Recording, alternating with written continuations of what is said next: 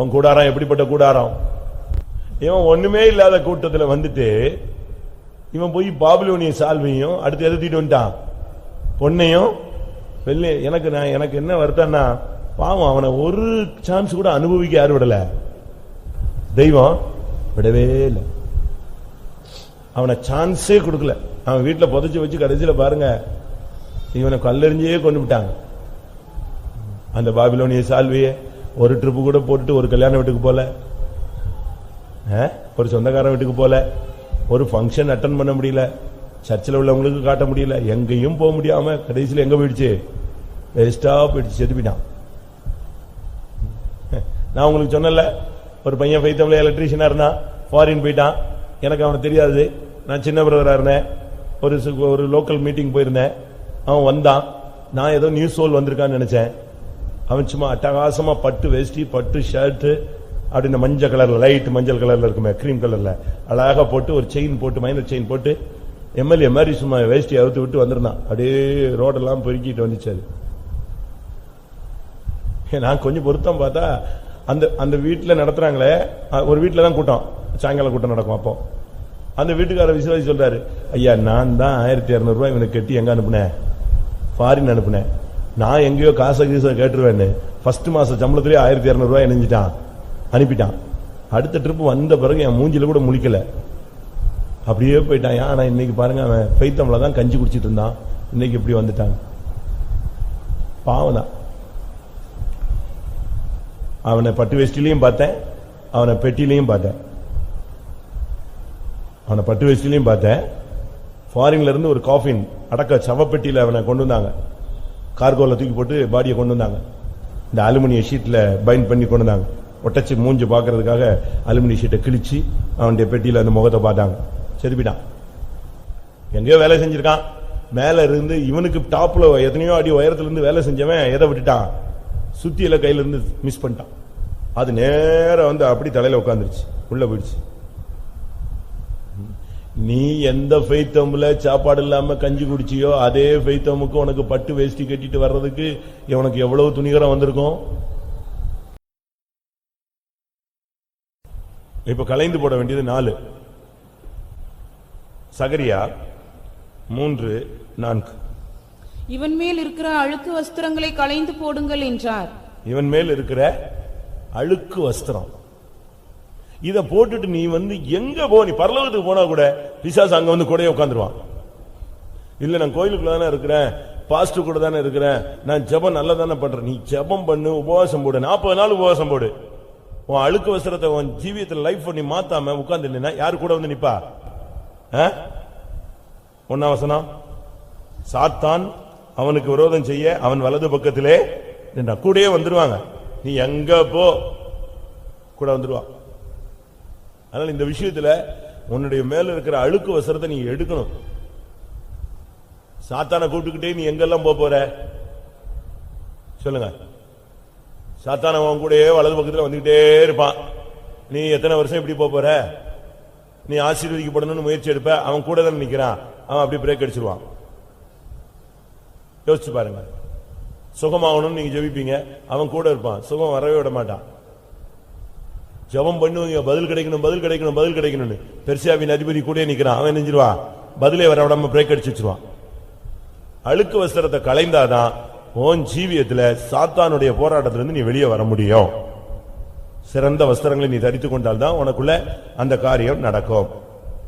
அடுத்ததாக கொலோசியர் 3:9-10. ஒருவருக்கொருவர் பொய் சொல்லாதிருங்கள், பழைய மனுஷனையும் அவன் செய்கைகளையும் களைந்து போட்டு தன்னை சிருஷ்டித்தவருடைய சாயலுக்கப்பாய் பூரண அறிவடையும்படி புதிதாக்கப்பட்ட புதிய மனுஷனை தரித்துக் கொண்டிருக்கிறீர்களே. பழைய மனுஷனையும் அவனுடைய செய்கைகளையும், பழைய மனுஷனையும் அவனுடைய செய்கைகள்.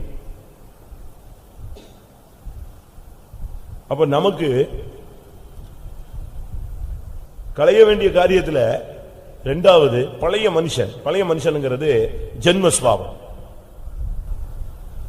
ஜாதி புத்தின்னு சொல்லுவான், ஊர் புத்தின்னு சொல்லுவான், குடும்ப புத்தின்னு சொல்லுவான். ஒவ்வொரு ஊருக்கும் ஒவ்வொரு பழக்கம். இந்த பாருங்களேன், இப்ப தமிழ்லயே எத்தனை பாஷை பேசுறாங்க, தமிழ்லயே எத்தனை ஸ்டைல்ல பேசுறாங்க தெரியுமா? தமிழ்லயே அவங்கன்னு சொல்லுவாங்க, அவியன்னு சொல்லுவாங்க, அவுகன்னு சொல்லுவாங்க. கேள்விப்படுறீங்களா? ஏனுங்க அப்படிம்பாங்க. அது ஒவ்வொரு ஈரோடு சைடுல போயிட்டீங்கன்னா ஏனுங்க என்னங்கன்ட்டு இப்படி போவான். நாசரேத் சைடுல போயிட்டீங்கன்னா அவிய எப்படி இருக்கா வேணுமா. திருநெல்வேலி சைடு இந்த சைடுல வந்து அவங்க எப்படி இருக்காங்கம்மா. தஞ்சாவூர் சைடு போயிட்டா அவங்கம்மா. ஒரு மாதிரி இந்த ஒவ்வொரு, ஆனா எல்லாமே என்னதா, எல்லாமே என்னது தமிழ். அதுபோல ஒவ்வொருத்தருக்கும் ஒரு ஜென்ம சுபாவம் இருக்கு. அது ஒவ்வொரு ஸ்டைல்ல வரும். ஒரு சிலரை சுட்டெரிச்சு போட்டாலும் இந்த ஜென்ம சுபாவம் என்ன செய்யாது. 40 வருஷம் ஆயிடுச்சுங்கிறான், இன்னும் ஜாதி பாக்குறான். அப்ப என்ன அர்த்தம்? ஜென்ம சுபாவம் இன்னும் அவனை விட்டு போல. பைபிளை எத்தனை ஒரு 9 பைபிள் மாத்தியாச்சு, ஆனாலும் இன்னும் எதுவும் செய்யல. பழைய மனுஷனையும் அவன் செய்கைகளையும் களைந்து போடுங்கள், புதிதாக புதிய மனுஷனை தரித்துக் கொள்ளுங்கள். அதான் கிறிஸ்து. நமக்கு இந்த நாட்கள்ல இரண்டாவது நாம் களைந்து போட வேண்டிய முக்கியமான காரியம் பழைய மனுஷன். ஜென்ம சுபாவத்தை எடுத்துருங்க. ஜென்ம சுபாவம் இருக்கிற வரைக்கும் உன்னை வந்து எங்கேயாவது உன்னை பிடிச்சு காட்டிடும். பழைய சுபாவத்தை கொண்டு வந்து வெளியே கொடுத்துரும். அதுக்காக வேஷம் போடக்கூடாது. ஒரு நிறைய ஊருக்குள்ள வேடிக்கை பார்க்க போச்சு. போன இடத்துல ஒரு சாய கம்பெனிக்குள்ள போயிடுச்சு. இதுக்கு ஒன்னும் புரியாம கடைசியில் அங்கங்க ஓடினதுல தடுமாறி ஓடினதுல ஒரு சாய பட்டறைக்குள்ள சாயத்துக்குள்ள விழுந்துருச்சு. அப்படிதானே படிச்சிருப்பீங்களே. வெளியே வந்துருச்சு. அதுக்கு என்னடா இப்படி ஒரு சூழ்நிலை ஆகி போச்சு, கலரே மாறி போச்சு. இது காட்டுக்குள்ள திருப்பி ஓடி வந்து பயந்து ஓடி வந்து அங்கிருந்து இங்க வந்தா இதை பார்த்து எல்லாம் மிருகமா அங்கிட்டு ஓடி போயிடுச்சு. அப்ப அதுக்கு ஒரு சந்தேகம். அப்ப நம்மளை பார்த்து எல்லாம் பயப்படுறாங்க. அப்ப நம்ம கொஞ்சம் உஷாரா இருக்கணும். எல்லாருக்கும் ஒரே சந்தேகம், இது யார், இது யார், இது யார், இது யார். இது பார்த்துச்சு. இந்த நேரத்தில் நம்ம வந்து பார்த்து பயந்துட்டு இருக்கான். இந்த நேரத்தில் ஊழைகளை விட்டுட்டோம்னா இணைஞ்சிடும், எப்படியாலும் மாட்டிக்குவோம், கொண்டு விடுவான்ட்டு இது ஊழையே விடுறதில்ல. என்ன பிரச்சனை வந்தாலும் அப்படியே வாயை கண்ட்ரோல் பண்ணிக்கும். அப்படியே இருந்துச்சு. ஆனா இந்த நரிகளுக்கு மட்டும் ஒரு டவுட், சாயல் ஃபுல்லா நம்ம ஸ்டைல், ஆனா கலர் மட்டும் தான் என்னது சேஞ்ச். இவன் யாருன்னு கண்டுபிடிக்கணும். எல்லாம் சேர்ந்து சுத்தி நின்று நம்ம கத்தி பார்ப்போம். ஒரு வேளை எதிர்பாராத ஒரு நேரத்தில் ஒரு 10-20 நரி சேர்ந்து மொத்தமா ஊழையிட்டுச்சு. இந்த திடீர்னு இந்த பழக்க தோஷத்துல இதுவும் சேர்ந்து என்ன நெஞ்சிருச்சு, கத்திருச்சு. அப்ப ஜென்ம சுபாவம் உள்ள என்ன செய்யுது இருக்கு. நம்ம ஆளுங்களும் பாருங்க, டைம் வரும்போது டக்குன்னு தலையை தூக்கிருக்கு. ஜென்ம சுபாவம் பழைய மனுஷனையும் அவனுடைய செய்கைகள். உங்களுக்கு தெரியும், உனக்கு தெரியும், எனக்கு தெரியும் நமக்குள்ள என்னென்ன பழைய சுபாவங்கள்லாம் இருக்கு. நான் ஓப்பனா சொல்றேன், எனக்கு பழைய சுபாவங்கள்ங்கிறது இல்லாம இருந்துச்சு. நான் நினைச்சுக்கிட்டேன் நமக்கு அந்த கேரக்டரே கிடையாது, நம்ம ஃபேமிலி பழக்கமே நமக்கு இல்ல, முரட்டாட்டமே இல்ல, அந்த பழக்கத்தை. அது பிறகு வாய்ப்பு வந்த போதுதான் எனக்கு தெரிஞ்சது. ஊழியத்துக்கு வந்து 8 இயர்ஸ் நினைக்கிறேன். அதுக்கு பிறகுதான் எனக்கு இந்த ஜென்ம சுபாவத்தினுடைய தாக்கம் எவ்வளவு வேகம் இருக்கு அப்படிங்கறத நான் கண்டுபிடிச்சேன்.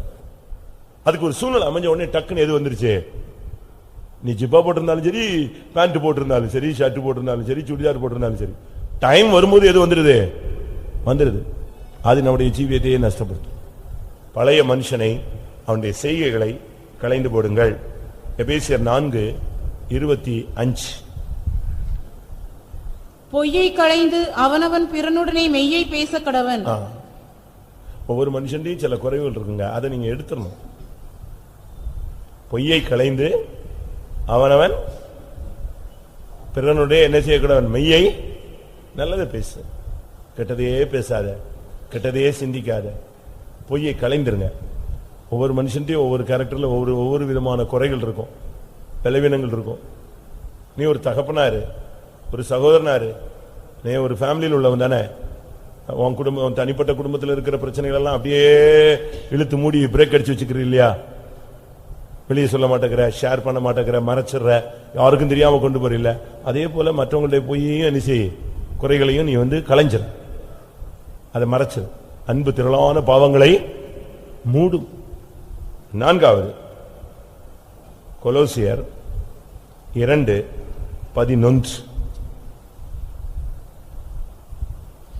அல்லாமலும் நீங்கள் கிறிஸ்துவை பற்றும் விருத்த சேதனத்தினாலே மாம்சத்துக்குரிய பாவ சரீரத்தை களைந்து விட்டதினால் கையால் செய்யப்படாத பாவ சரீரத்தை களைந்து விடுதல். இது இந்த பொய், இந்த அழுக்கு வஸ்திரம், இந்த பழைய மனுஷன், இதெல்லாம் நமக்குள்ள இருந்து ஒர்க் அவுட் பண்ணி நம்ம சரீரத்தை எப்படி மாத்திருது? பாவ சரீரமா மாத்திருது. இப்ப பாவ சரீரத்தில் இருக்கிறதுனாலதான் பவுல் பேசுறாரு, என் சரீரத்தில் வேறொரு பிரமாணத்தை என்ன செய்கிறேன்? காண்கிறேன். தீமை உண்டு என்கிற ஒரு பிரமாணத்தை நான் காண்கிறேன். மாம்சத்துக்குரிய பாவ சரீரத்தை களைந்து விட்டதினால். அப்ப பாவ சரீரத்தை நம்ம களையறதுக்கு இடம் கொடுக்கணும். ரோமர் 6:6. நாம் இனி பாவத்துக்கு ஊழியம் செய்யாதபடிக்கு பாவ சரீரம் ஒழிந்து போகும் பொருட்டாக நம்முடைய பழைய மனுஷன் அவரோட கூட சிலுவையில் அறையப்பட்டதென்று அறிந்திருக்கிறோம். பாவ சரீரம் ஒளிந்து போகணும். களைஞ்சு போட்டாதான் அது என்ன செய்யும்? ஒளிஞ்சு போகும். களைச்சி விட்டு தூக்கி போடுங்க. பழைய மனுஷன், பழைய சுபாவம், பாவ சரீரம். பாவ சரீரம் போய் பழைய மனுஷன் அழுக்கு இப்ப ரொம்ப இருக்கு, அதெல்லாம் நம்ம அந்த சைட்ல போக வேண்டாம். இந்த 4 பாயிண்ட வச்சு இப்ப ஒரு 10 நிமிஷம் நம்ம ஜெபம் பண்ணலாம். இதை கலைந்து போடாம நீ எங்க போனாலும் சாத்தான் கூடயே தான் வருவான். அவன் கூடயே தான். அவன் பிரதான ஆசாரியன், நல்ல ஒரு ஸ்டாண்டர்ட் லைஃப்ல உள்ள ஒரு மனுஷன் போலதான். நல்ல போஸ்டிங் அவனுக்கு இருந்துச்சு, நல்ல போஸ்டிங். கடைசியில் பாருங்க, அவன் லைஃப் கடைசியில் சாத்தான் கூட வர்ற ஒரு லைஃபா மாறிடுச்சு. காரணம், அவனுக்குள்ள இருந்த அழுக்கு வஸ்திரங்கள். அழுக்கு வஸ்திரங்களை களைந்து போடுங்கள், பழைய மனுஷனை களைந்து போடுங்கள். இந்த கூட்டத்தில் இந்த 4 காரியம் நடக்க முடியாது. எல்லாரும் ஒப்பு கொடுக்கலாமா? எல்லாரும் கண்களை மூடுங்க. இன்னைக்கு கூட்டத்தில் ஒரு நல்ல ஒரு பினிஷ் பண்ணணும். ஒரு தெளிவான ஒரு தரிசனத்தோடு விடுதலையோடு தான் நீங்க எல்லாரும் எழுப்பி போகணும். ஊழியர்களும் சரி, விசுவாசிகளும் சரி. நான் எதிர்பார்த்த அந்த அனாயிண்டிங் இன்னும் சர்ச்சில் டச் ஆகல. மற்ற சுத்திரிப்பு போன வருஷம்லாம் பாருங்க, சுத்திரிப்புலாம் என்ன மாதிரி ஃபயர்ல பிச்சு எரிஞ்சு போச்சு. இன்னைக்கு ஏன் வரல? இந்த இன்னும் கரெக்டான ஒரு லெவல் வரல நம்ம. ஆமென். இன்னைக்கு நீ கர்த்தருடைய சமூகத்தில் வந்திருக்கிறாய். உன்னுடைய அழுக்கு வஸ்திரங்கள் களைந்து போடப்பட்டால் உனக்கு உன் வாசஸ்தலங்களும் எவ்வளவு அழகானவைகள். அருமையானவர்களே, உங்களுடைய கூடாரங்கள் எப்படிப்பட்டதா இருக்கிறது? நீங்கள் உங்களுடைய தாய் தகப்பனோடு குடியிருக்கிற கூடாரங்கள், உங்கள் மனைவி பிள்ளைகளோடு குடியிருக்கிற கூடாரங்கள், உங்கள் புருஷனோடு, உங்கள் சகோதர சகோதரிகளோடு நீங்கள் வாசம் பண்ணுகிற கூடாரங்கள் எப்படிப்பட்டதா இருந்தது? இல்லாவிட்டால் எப்படிப்பட்டதா இருக்கிறது? தேவனுடைய பார்வையில் அழகான கூடாரங்களா இருக்கு. அழகுன்னு சொன்னா நல்ல எலிவேஷன் வச்சு அழகா கட்டி லைட்டு போட்டு ஏசி போட்டு அதற்கு சொல்லல. உன்னுடைய கூடாரம் தேவனுடைய பார்வையில் அழகாக இருக்கிறதா? உங்களுடைய கூடாரத்தின் தன்மை என்ன? யோசிச்சு பாருங்க. ஒரு அந்நிய மனுஷன், காசுக்காக ஊழியம் செய்கிற ஒரு ஆள், சபிக்கும்படியாக அழைக்கப்பட்டவன். அவன் சொல்றான், கண் திறக்கப்பட்டவன் சொல்லுகிறதாவது, தேவன் அருளுகிற வார்த்தையை கேட்டு நான் சொல்லுகிறேன், யாக்கோபே உன் கூடாரங்களும் இஸ்ரவேலே உன் வாசஸ்தலங்களும் எவ்வளவு அழகானவைகள். தேவனுடைய ஜனங்கள் இருந்தா அந்த கூடாரம் எவ்வளவு அழகா இருக்கும். தேவ சமூகம் இருந்தால் அந்த கூடாரம் எவ்வளவு அழகாக இருக்கும். ரட்சிப்பின் ஜெயகம்பீர சத்தம் இருந்தால் அந்த கூடாரம் எவ்வளவு அழகாக இருக்கும். தேவ மகிமை இறங்கினால் அந்த கூடாரம் எவ்வளவு அழகாக இருக்கும். உங்க கூடாரத்தில் நீங்க எப்படி இருக்கிறீங்கன்னு பாருங்களேன். உங்களுடைய கூடாரம், நோவாவின் கூடாரத்தை பாருங்கள். ஃபர்ஸ்ட் நோவா, ஒரு நோவான்னு சொன்ன என்ன அர்த்தம்? இவன் நம்மை தேற்றுவான் அப்படின்னு சொல்லித்தான் பேர் வச்சாங்க. அவங்க அம்மா அப்பா பேரு நோவா அப்படின்னு அவனுக்கு பேர் வச்சாங்க. இவன் நம்மை தேற்றுவான். ஆனா அவன் கூடாரத்தில் எப்படி இருந்தான் தெரியுமா? நீதிமான் தான், நல்ல மனுஷன் என்று பேர் எடுத்தவன் தான். ஒரு கட்டம் வந்த பொழுது அவன் லைஃப் எப்படி போயிருச்சு கூடாரத்தில்? ஆதியாகமம் 9ஆம் அதிகாரம் 21ஆம் வசனம். அவன் திராட்சரசத்தை குடித்து வெறி கொண்டு தன் கூடாரத்தில் வஸ்திரம் விலகி படுத்திருந்தான். கூடாரத்தில் அவன் நிலவரம் எப்படி இருக்கு? அந்த கூடாரத்தை ஆண்டவர் பார்த்தார்னா எப்படி இருக்கும்? வெறித்து கிடக்கிற ஒரு வாழ்க்கை. 1 ராஜாக்கள் 20ஆம் அதிகாரம் 12ஆம் வசனத்தில் ஒரு ராஜா தன்னுடைய கூடாரத்தில் வெறித்து கொண்டிருந்தான். பெனாதாத்தும் மற்ற ராஜாக்களும் கூடாரங்களிலே குடித்துக் கொண்டிருக்கையில், பாருங்க, குடித்து 16 மற்ற ராஜாக்களும் கூடாரங்களில் குடித்து வெறி கொண்டிருந்தார்கள். உன் கூடாரத்தில் எப்படி இருக்கு? நான் ஒரு விசுவாசி வீடுன்னு ஒரு புதிய ஆத்மா வந்தா, ஞானசானம் எனக்கு கொடுத்துருங்கய்யா, எனக்கு ஞானசானம் கொடுத்துருங்கய்யா, எனக்கு ஞானசானம் கொடுத்துருங்கய்யா. சரி, இவன் இவ்வளவு வாஞ்சியா வரானே, ஞானசானமும் கொடுத்தாச்சு. திருப்பி பார்த்தா பழைய குருடி கதவை திரட்டிதான், பழைய லெவலுக்கு போயிட்டான் அவன்.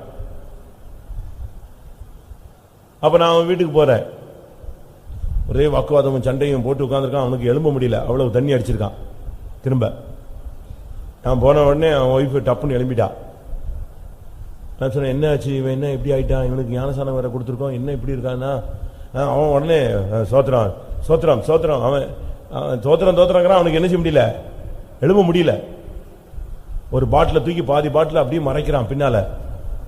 நான் சொன்னேன், என்ன உன்னை நம்பி உண்மையா இருப்பேன்னு சொல்லித்தான் உனக்கு என்ன செஞ்சோம், நீ பிரதிஷ்டையை மீறிட்டிய, உடைச்சிட்டிய இல்லையே, ஐயோ தப்பன்ட்டேன்.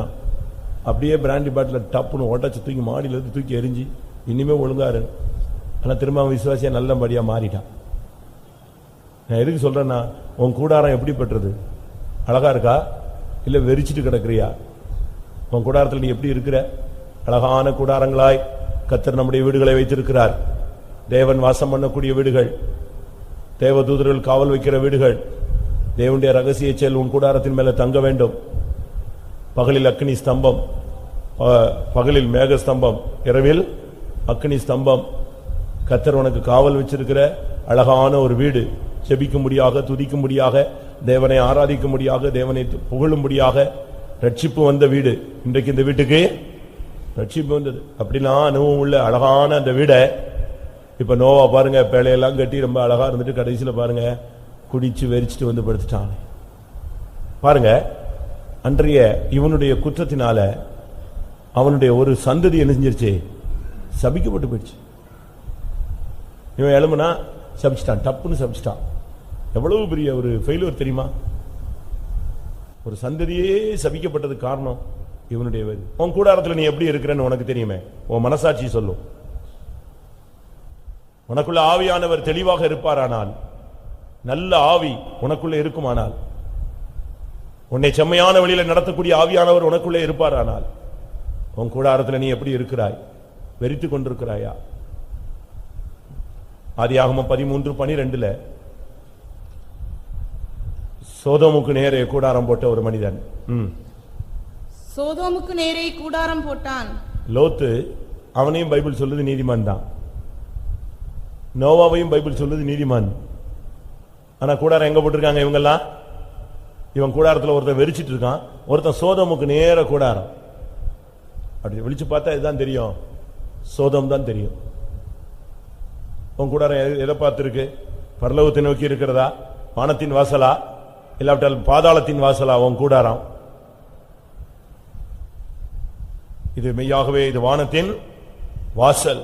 இது தேவனுடைய வீடே அல்லாமல் வேறல்ல, இது வானத்தின் வாசல். உன் வீடு பாதாளத்தின் வாசலா? அவளுடைய வீடு பாதாளத்துக்கு போகும் வழி. நீதிமொழிகளில் வாசிக்கிறோம். உன் வீடு எங்க போகுது? லோத்து ஒரு நீதிமான். ஆனா அவன் கூடாரம் திறந்து வச்சா எதுதான் தெரியும்? திறந்து வச்சா எது தெரியும்? சோதம், உலகம். உன் கூடாரம் உலகத்தை நோக்கி இருக்கிறதா, பரலோகத்தை நோக்கி இருக்கிறதா? ஆதியாகமம் 18ஆம் அதிகாரத்தில் 9ஆம் வசனத்தில் 10ஆம் வசனத்தில் கர்த்தர் ஆபிரகாமின் கூடாரத்துக்கு வந்தார். கர்த்தர் பேசிக் கொண்டிருந்தார். கர்த்தருக்கு முன்னால நிக்காம பின்னுக்கு நின்னுட்டு சைடுல இருந்து ஒட்டு கேட்டுட்டு நகைச்சிட்டு இருந்தா கூடாரத்துல. வாசியுங்கள். அவர்கள் அவனை நோக்கி, உன் மனைவி சாராள் எங்கே என்றார்கள். அதோ கூடாரத்தில் இருக்கிறாள் என்றான். அப்பொழுது அவர், ஒரு உற்பவ கால திட்டத்தில் நிச்சயமாய் உன்னிடத்திற்கு திரும்ப வருவேன். அப்பொழுது உன் மனைவியாகிய சாராளுக்கு ஒரு குமாரன் இருப்பான் என்றார். சாராள் அவருக்கு பின்புறமாய் கூடார வாசலில் இதை கேட்டுக் கொண்டிருந்தாள். முன்னுக்கு வந்து நிக்கலையே, கர்த்தருக்கு முன்னால நிக்கல. எங்க போய் நின்னுட்டு இருந்தா? அவருக்கு பின்புறமாய் கூடாரத்தில் நின்று எல்லாத்தையும் கேட்டுட்டு உள்ள எச்சரிச்சுட்டு அவிசுவாசப்பட்டுட்டு இதெல்லாம் நடக்குமா அப்படின்னா உடனே அவரு ஏன் சாராள் நகைத்தாள் அப்படின்னாரு டப்புன்னு. நீ பின்னால இருந்தாலும் சரி முன்னால இருந்தாலும் சரி அவருடைய கண்களுக்கு எல்லாமே என்னது வெளியரங்கம். உடனே இவ சொல்றா நான் நகைக்கவே இல்லை. அடுத்து போய் உன் கூடாரத்துல உன் டயலாக்லாம் எப்படி இருக்கு, உன் பேச்சுகள்லாம் எப்படிப்பட்ட பேச்சுகள், உன் கூடாரத்துல உன்னுடைய வார்த்தைகள் எப்படிப்பட்டதா இருக்கு? ஏன் உன் வீட்டுக்கு கர்த்தர் வந்திருக்கிறார், கர்த்தருக்கு முன்னால ஏன் வந்தாலும் உன்னால நிக்க முடியல? அவள் எங்கே? கூடாரத்தில் இருக்கிறாள். அப்ப பிராண உற்பவ காலத்திட்டத்தில் அவளுக்கு ஒரு குமாரனை நான் தருவேன். உடனே அவன் வந்து எங்க நின்றுட்டு இருக்கா அதை கேட்கும் போது அவருக்கு பின்னால போய் நின்னுகிறது. அங்க இருந்துட்டு கேட்டுட்டு சிரிச்சுட்டு இருந்தா. அவிசுவாசம். உன்னுடைய ஜீவியத்துல உன் கூடாரத்துல உன்னுடைய வாழ்க்கையில இன்னும் அவிசுவாசமும் பரியாசங்களும் விளையாட்டுகளும் தேவனுடைய வார்த்தையை விசுவாசிக்க கூடாத அளவுல உனக்குள்ள அவ்வளவு பின்தங்கி போயிட்டியா? போறது கானான். கேட்டா வாய் திறந்து சொல்லுவேன், ஆபிரகாமோடு நான் எங்க போகிறேன்? விசுவாசத்தின் தகப்பனோடு நான் கானானுக்கு போகிறேன். ஆனா தேவனுடைய வார்த்தையை உன்னால் விசுவாசிக்க முடியலையே. எப்படி நீ கானானுக்குள்ள போக முடியும்? நீ கானானுக்குள்ள போகணும்னா விசுவாசிக்கணுமே. நகைக்கிறாயே. எத்தனை பிரசங்கத்தை கேட்டு நீ சிரிச்சிருக்கிற, எத்தனை உதாரணங்களை கேட்டு சிரித்திருப்பாய், எத்தனை தீர்க்க தரிசனங்களை கேட்டு நகைத்திருக்கிறாய், எத்தனை பேர் தரிசனம் சொல்லும் போது நீ பரியாசம் பண்ணி இருக்கிறாய். யோசித்துப்பார். தேவனுடைய வார்த்தைகள் உனக்கு பரியாசமாய் தென்படுகிறதா? நேருக்கு நேரே வந்து பேசும் பொழுது நேருக்கு நேர் நிற்க சக்தி இல்லாமல் கூடாரத்துக்கு பின்புறமாக நின்று கேட்டு இன்னைக்கு எத்தனை பேர் தேவனுடைய வார்த்தையை அசட்டை பண்ணி கொண்டிருக்கிறீர்கள்? உன்னுடைய கூடாரத்தில் நீ எப்படி இருக்கிறாய் என்பது உனக்கு தெரியும். என்னாகமம் 16:26 கோராகின் கூடாரங்கள். அவன் சபையாரை நோக்கி, இந்த துஷ்ட மனிதரின் சகல பாவங்களிலும் நீங்கள் வாரிக்கொள்ளப்படாதபடிக்கு அவர்கள் கூடாரங்களை விட்டு விலகி. கோராகின் கூடாரங்கள் உபாகமம் 11:6. இந்த கூடாரம் நிலைக்காது, இது மண்ணுக்குள்ள போயிடும். பூமி தன் வாயை திறந்து எலியாப் என்னும் ரூபன் குமாரனுடைய மக்களான தாத்தானையும் அபிராமையும் அவர்கள் குடும்பங்களையும் அவர்கள் கூடாரங்களையும் இஸ்ரவேலர் எல்லாமே சேர்ந்து உள்ள விட்டாங்க. யோசிச்சு பாருங்க. உன் கூடாரம் தேவனுக்கு முன்பாக நிற்க முடியுமா? நீ எதிர்த்து பேசுகிறாய், கேள்வி கேட்கிறாய். மோசைக்கு நேருக்கு நேர் முகத்துக்கு வந்து ஃபேஸ் பண்ணி பேசுறான். கர்த்தருடைய மனுஷன் போய் பேசுறான் பாருங்க, வாக்குவாதம் பண்றான் பாருங்க. எவ்வளவு துணிகிறான். மோசே சொல்றான், அப்படி இல்லப்பா இப்படி இல்லப்பா. இல்ல, கர்த்தர் ஒன்றாம் பேசுறாரா? எங்கிட்டையும் பேசுறாரு. இதுக்கு கோராக பேசினோடனே தாத்தான் பேசினோடனே அபிராம், அவன் மனைவி பிள்ளைங்க எல்லாரும் ஆமா ஆமா அது எப்படிங்க, அது எப்படி எல்லாம் சேர்ந்து ஜால்ரா மொத்தமா அடிச்சாச்சு. இப்ப மொத்தமா ஜால்ரா அடிச்சா மொத்தமா எங்க தான் போனோம்? உள்ளதான் இறங்கணும். எதிர்த்து பேசுகிற பாவம், அது பாவம் தான் பைபிள் சொல்லுது. யூதால வாசிக்கும் பொழுது கோரா எதிர்த்து பேசின பாவத்துக்கு உள்ளாகி. அவன் செஞ்ச தப்பே வேற ஒண்ணுமே கிடையாது. அவன் விபச்சாரம் அல்ல, வேசித்தனம் அல்ல, எவனையும் கொள்ளையாடல, அருவருப்பான பாவங்கள் செய்யல. வாசிங்க யூதா 11. கோரா எதிர்த்து பேசின பாவத்திற்குள்ளாகி. பாருங்க, அவன் செஞ்ச தப்பு ஒன்னே ஒண்ணுதான், எதிர்த்து பேசினதுதான். நீ புருஷனை என்னென்ன காரியத்தில் எதிர்த்து பேசுற பாரு. தகப்பனை தாய் தகப்பனை எத்தனை இடத்துல எதிர்த்து பேசி இருக்கிற பாரு. எதிர்கருத்துக்கள் உனக்குள்ள அப்படிலாம் வந்திருக்கா? எத்தனை பிரசங்கத்துக்கு எதிர்த்து நீ கருத்து வேறுபாடு சொல்லி இருப்ப. அது அப்படி இல்லை, இப்படி. பிரியமானவர்களே, எதிர்த்து பேசுகிறது பாவம். அந்த மனுஷனுடைய கூடாரம் தேவனுடைய பார்வையில் அழகாக இல்லை. தேவன் ஒரு செகண்ட்ல அதை பாதாளத்தில் இறக்கி விட்டார். கூடாரங்களோடு போயிட்டாங்க. உன்னுடைய கூடாரம் தேவனுக்கு முன்பாக சொல்லணும், யாக்கோபே உன் கூடாரங்கள் எவ்வளவு அழகானவைகள். உன்னுடைய வீட்டில் பார். என்னாகமம் 19:14 பார்க்கும் பொழுது சாவு, தீட்டு. கூடாரத்தில் ஒரு மனிதன் செத்தால் அதற்கடுத்த நியமமாவது, அந்த கூடாரத்தில் பிரவேசிக்கிற யாவரும் கூடாரத்தில் இருக்கிற யாவரும் 7 நாள் தீட்டுப்பட்டிருப்பார்கள். உன் கூடாரத்தில் மரணம் சம்பவிச்சிருக்கா? எழுத்தின் பிரகாரமா அம்மா அக்கா சாவறத நான் சொல்லல, அது எல்லா வீட்லயும் மரணம் வரும். ஆவிக்குரிய மரணம் வந்திருக்கிறதா? பிரமாணத்தை மீறுவது பாவம், தீய நோக்கம் பாவம்.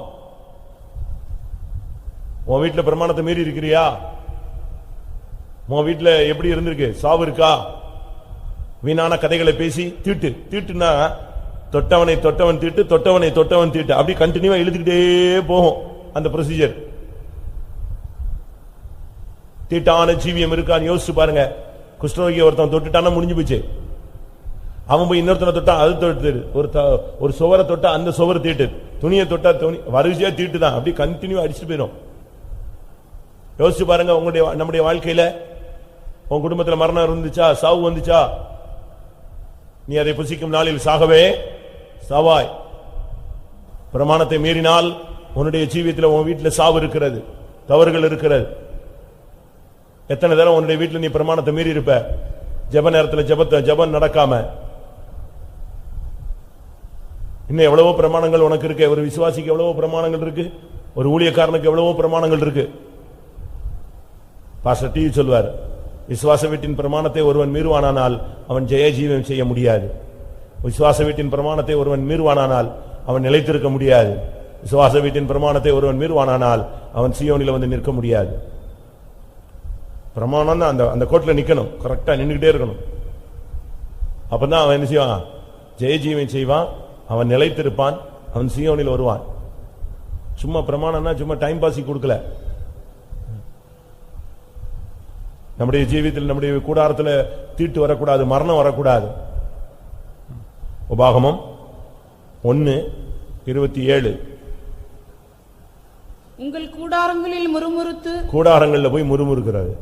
இங்க ஒண்ணும் பேச மாட்டாங்க. வீட்டுல போய் அதை சொன்னா இதை சொன்னா, அவன் சொன்னா இவன் சொன்னா அப்படி சொன்னா. நீ வீட்டுக்கு வா பேசுவோம், இங்க வச்சு பேசாத, வீட்டுக்கு வா.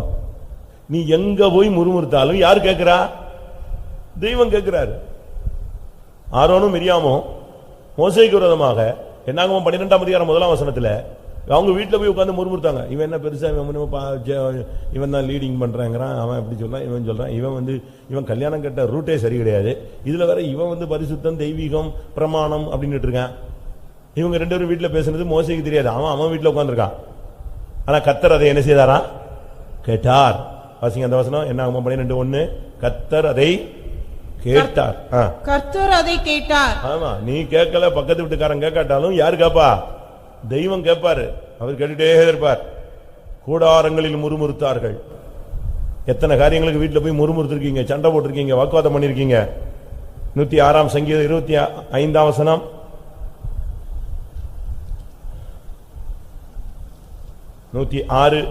கர்த்தருடைய சத்தத்திற்கு செவிகொடாமல் தங்கள் கூடாரங்களில் முறுமுறுத்தார்கள். கூடாரங்கள்ல போய் முறுமுறுக்கிறது. வீட்டுல போய் உட்கார்ந்துட்டு அப்படி சொன்னா, இப்படி சொன்னா, அது சொன்னா, இது சொன்னா, இதுக்கு தான் போவாதன்னு சொன்னேன், இதுக்கு தான் கேட்காதன்னு சொன்னேன், இதுக்கு தான் பேசாதன்னு சொன்னேன், இதுக்கு தான் அங்க வரமாட்டேன்னு சொன்னேன், இதுக்கு தான் நான் அங்க தலையிட மாட்டேன்னு சொன்னேன்.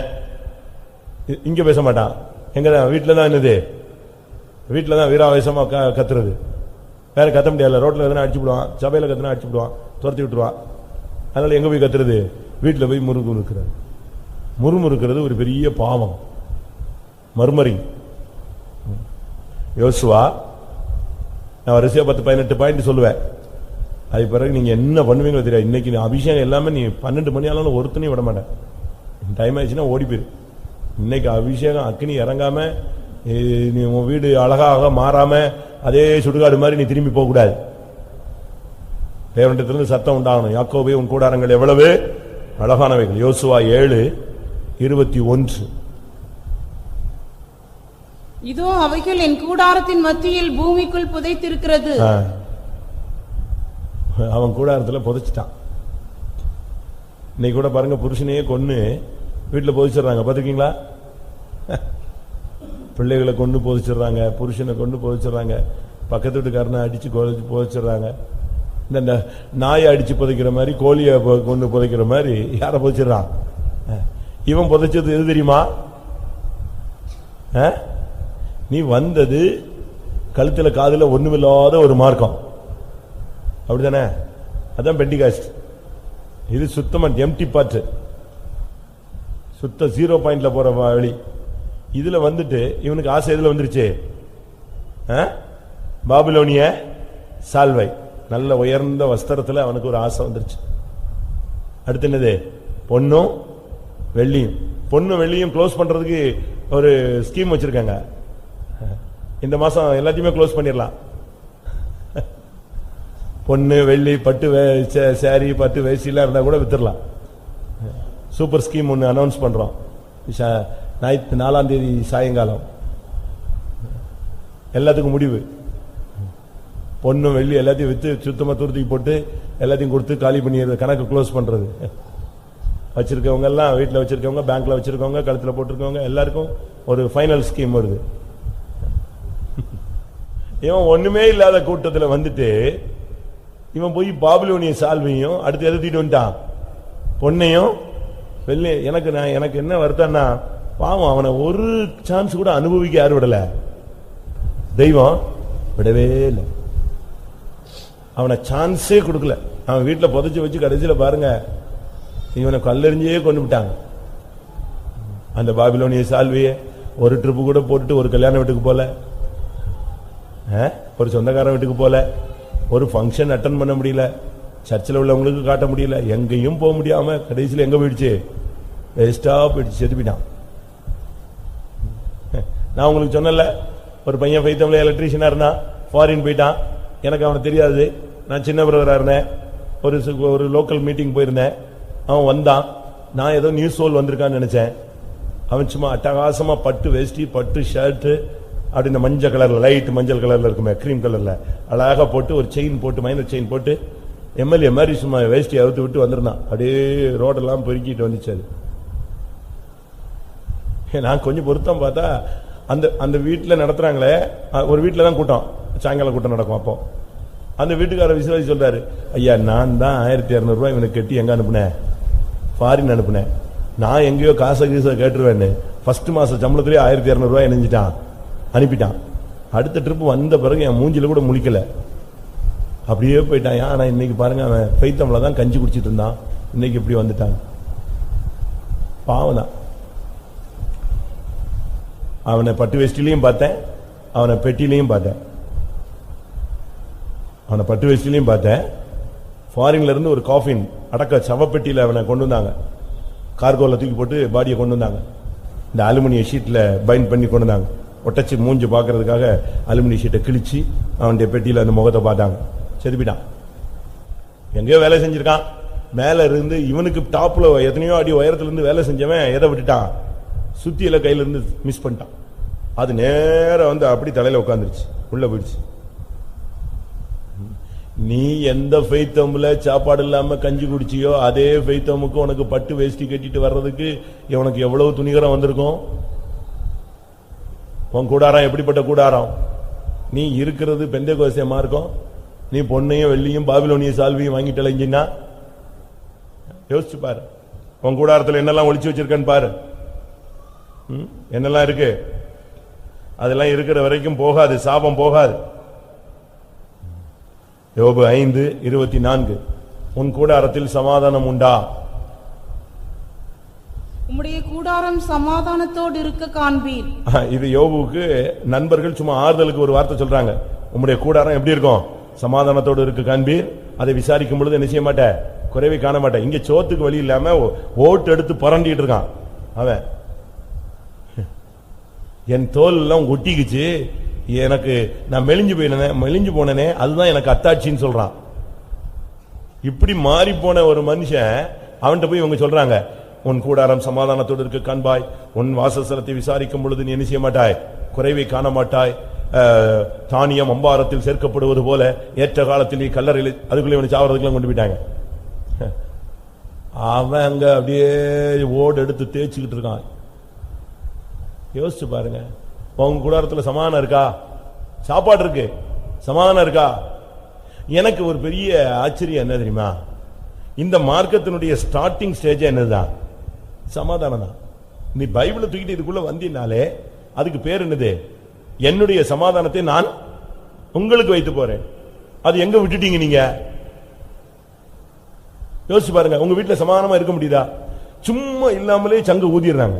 சும்மா இருக்கிற சங்க ஊதி கருத்தாங்கிற மாதிரி சும்மா சம்பந்தமே இல்லாம எனத்தியா ஒண்ணு பேசுறது, வீட்டுக்குள்ள போன உடனே அழுகிறது, அப்படி பைபிளை தூக்கி டம்முன்னு அப்படி பேக்ல வந்து தூக்கி எறிகிறது. எத்தனை வீட்டுல இப்படி துணிகரமா பண்றாங்க? கோபம், வாக்குவாதம், வைராக்கியம். சாப்பாடு பொங்க முடியாது, சாப்பிட்டாலும் சாப்பாடு பொங்கி இருந்தாலும் சாப்பிட முடியாது. தேவையில்லை, செத்து போறேன், நான் வேண்டாம். இதெல்லாம் என்ன விசாச மென்டல் ஹாஸ்பிட்டல் மாதிரி இருந்துச்சுன்னா வீடு எப்படி இருக்கும்? சுடுகாடு மாதிரி வீடுகளை ஆக்கக்கூடாது. அப்படி நீங்க வந்து வீட்டுக்கு போனா, வீடுங்கிறது இளைப்பாற முடியாது, தேவன் கொடுத்தது. பறவைகள்லாம் பாருங்க, பகலெல்லாம் கீச்சு பூச்சி காய்ச்சி பூச்சின்னு அங்கங்க கத்தி என்னத்தையாவது இறதிட்டு அந்த சாயங்கால நேரத்தில் எங்க வந்து உட்காந்துரும், அந்த மரத்தில் உள்ள ஒரு கூட்டில் வந்து உட்காந்துக்கும். அதுதான் அதுக்கு இளைப்பாறுதல். நமக்கு அப்படி இளைப்பாறுதலா வீட்டில் இருக்க முடியலையே. ஒரு பாட்டு போட்டோம், ஒரு மெசேஜ் கேட்டோம், சமாதானமா தூங்கணும், சாப்பிட்டோம், கஞ்சி குடிச்சோம், சந்தோஷமா காலையில் எழுந்திரிச்சு ரைட்டு ஜெபம் பண்ணுமா, ஜெபம் பண்ணுங்க, போயிட்டு வரீங்களா, சமாதானமா போயிட்டு வா. அப்படி யார் வீட்லயாவது நடக்கா? ஒருவேளை கல்யாணம் கட்டி ஒரு வாரம் அப்படி நடக்கும். வண்டி வரைக்கும் வந்து பை பண்ணுவா. அது பிறகு இந்த பிள்ளைங்க ஸ்கூலுக்கு போகும்போது ஸ்டார்டிங்ல பை மம்மி பை டேடிங்கும். அது பிறகு அந்த மார்க் இருக்கலாம் கம்மியான பையும் கிடையாது வையும் கிடையாது ஒன்னும் கிடையாது, எந்திரிச்சு அது பாட்டுக்கு ஓடிட்டே இருக்கும். உங்க வீட்டுல சமாதானம் இருக்கா? கூடாரத்துல சமாதானம் இருக்கா? இவன் ஜெபிச்சுட்டே போறான், சோத்திரம் சோத்திரம், இன்னைக்கு வீட்டுக்கு போனா பிரச்சனையே வரக்கூடாது, எல்லாத்தையும் பண்ணிட்டு உள்ள போனா பிரச்சனையே வரக்கூடாதுன்னு எப்படி வராம இருக்கும்? நீ எல்லாத்திலையும் தலையிட்டுற, மாட்டிக்கிற, பிரச்சனை வந்தா பிரச்சனை வரத்தான் செய்யும். வீட சமாதானமாய் நீங்க கொண்டு வாங்க. உங்க கூடாரத்துல சமாதானம் இருக்கிறதா? யோபு 12:6. கல்லர் கூடாரம். கல்லருடைய கூடாரங்களில் செல்வம் உண்டு. அங்க நல்ல வசதி இருக்கும், வாய்ப்பு இருக்கும், அவனை மட்டும் ஆசீர்வதிக்கிறாரு அப்படிலாம் இல்ல. பைபிள்ல சொல்லிருக்கு, துன்மார்க்கன் கையில் அவர் கொண்டு வந்து கொடுக்கிறாராம், வச்சுக்கப்பா நல்லா இருக்கு. ஏன்னா அவன் ஃபைனல் போயிடுறான், பாதாளத்துக்கு போறான், போ உலகத்துல நல்லா இருந்துட்டு போன்றார். கல்லர்கள் கூடாரத்தில் என்ன உண்டு? செல்வம் உண்டு. உங்க கூடாரத்தில் கள்ளத்தனங்கள் இருக்கா? உங்க வீட்டில் உள்ள பொருட்கள் எல்லாம் நியாயமாய் வாங்கின பொருட்களா? கடன் வாங்கினதா? ஏமாத்தினதா?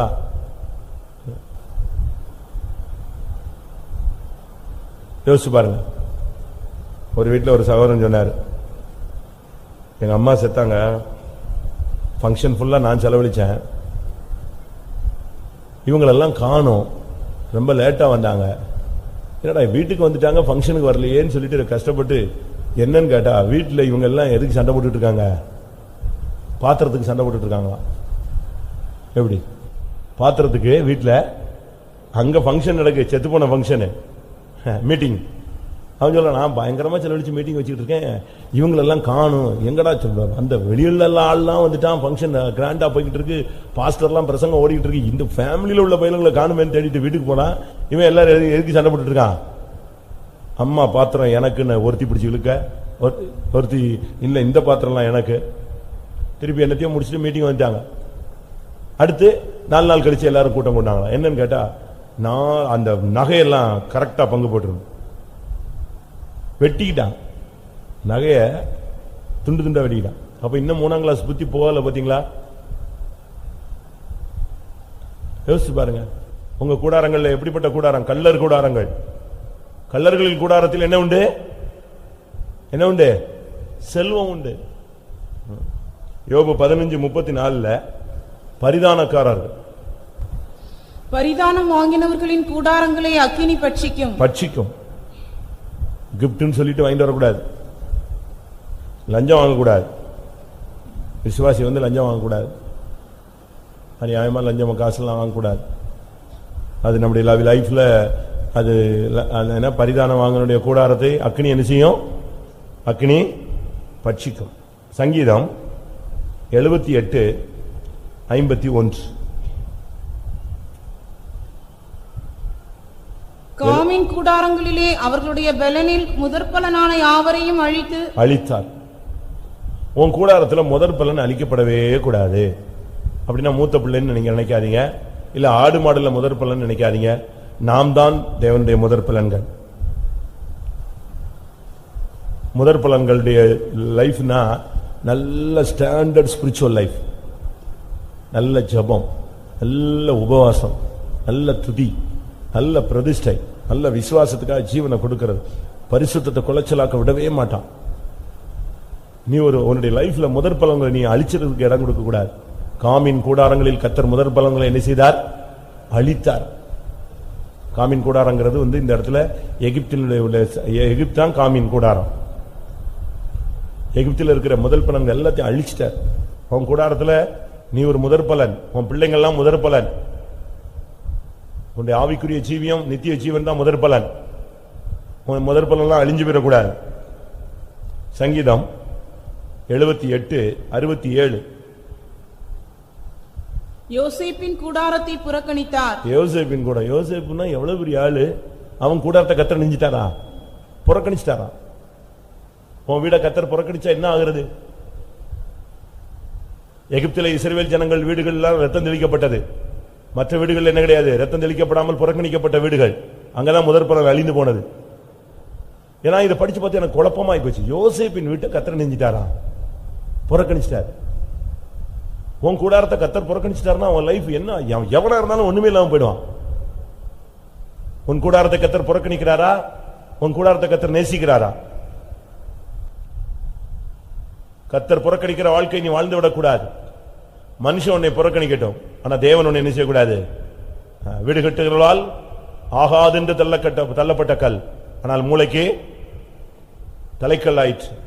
அதுபோல 1 பேதுரு 2ஆம் அதிகாரத்தில் சொல்லப்பட்டது போல நீ மனுஷரால் தள்ளப்பட்டாலும் தேவனால் என்ன செய்யப்பட்டவனா இருக்கணும், தெரிந்து கொள்ளப்பட்டவனா இருக்கணும். இங்க பாருங்க, தேவனை புறக்கணிச்சிட்டாராம். தேவன் புறக்கணித்தார் காரணம், அபிஷேகம் போயிடுச்சுன்னா தேவன் புறக்கணிச்சிருவார்.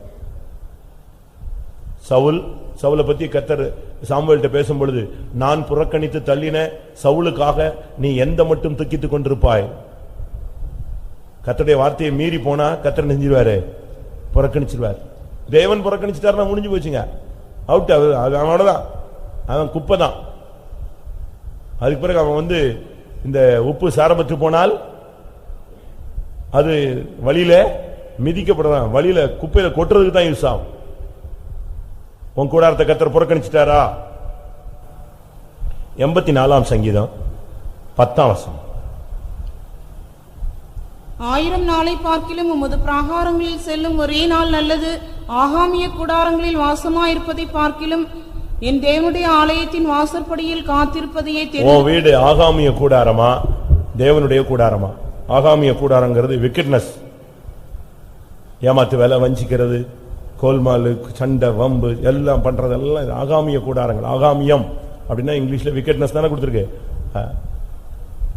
நம்முடைய ஜீவியத்துல இந்த எத்தனங்கள், ஏமாற்றுகள், உங்க வீட்டுல நீ அப்படி மற்றவனா இருக்கவே கூடாது. உன் கூடாரம் ஆகாமிய கூடாரங்களா இருக்கக்கூடாது. அவன் சொல்றான், ஆகாமிய கூடாரங்களில் வாசமா இருப்பதிலும் என்னுடைய தேவனுடைய வீட்டின் வாசற்படியில படுத்திருப்பதே நான் நினைச்சுவேன், காத்திருப்பதையே நான் நாடுவேன். உன் கூடாரம் எப்படிப்பட்ட கூடாரம்? ஒரே ஆட்டம், ஆட்டம் பாட்டம், டான்ஸ். வீட்டுல அப்படியா இருக்கு உங்க வீடு? ஆவியில நிரம்பு, நல்ல ஜெபம் பண்ணு. உன் வீட்டுல என்ன ஃபங்க்ஷன் நடக்குது? விசுவாசிகள் நம்மளுக்கு தெரியாமலே ஃபங்க்ஷன் எல்லாம் நடத்துறான், என்னெல்லாமோ பண்றான். ஏன்னா நம்ம நடத்தக்கூடாதுன்னு சொல்லிடுவோம், செய்யக்கூடாதுன்னு சொல்லிடுவோம், அது ஒழுங்கு கிடையாதுன்னு சொல்லுவோம், அது பரிசுத்தம் கிடையாதுமோ, அது அவசியம் இல்லமோ. உடனே இவன் நமக்கு தெரியாமலே என்னத்தையாவது ஒரு ஃபங்க்ஷனை வச்சு ஒரு 100 பேரை கூட்டுக்கிட்டு ஆடி சண்டை போட்டு அவரே அப்படிலாம் செய்யவே கூடாது. உன்னுடைய கூடாரம் ஆகாமிய கூடாரங்களாய் போகக்கூடாது. 120ஆம் சங்கீதம் 5ஆம் வசனம். எத்தனாவது பாயிண்ட்?